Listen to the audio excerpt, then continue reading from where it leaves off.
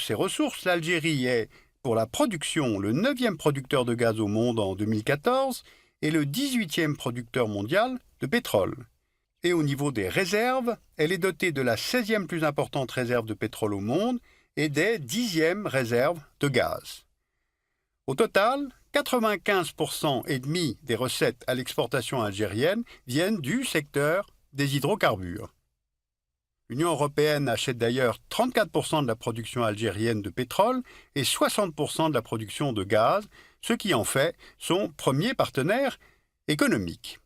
Alors tous ces chiffres pour vous faire mesurer le très haut niveau de dépendance du pays à ce seul secteur. Or, la conjoncture a changé, car on observe 3 phénomènes depuis 2014.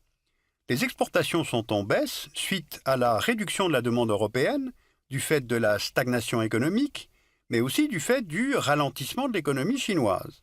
Résultat, les recettes d'exportation d'hydrocarbures algériennes sont passées de 32 milliards de dollars au cours des 6 premiers mois de 2014 à 18 milliards pendant la même période en 2015.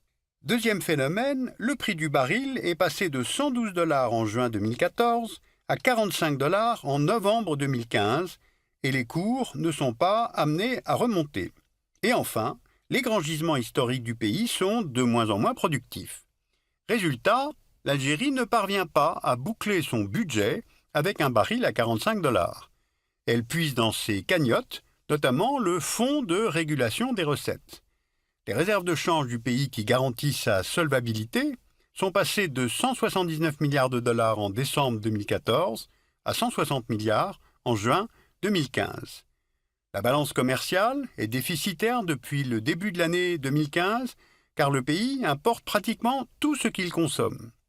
Alors des économistes algériens ainsi que ceux du FMI estiment que le pays peut tenir sur ses réserves pendant 3 ou 4 ans, pas plus.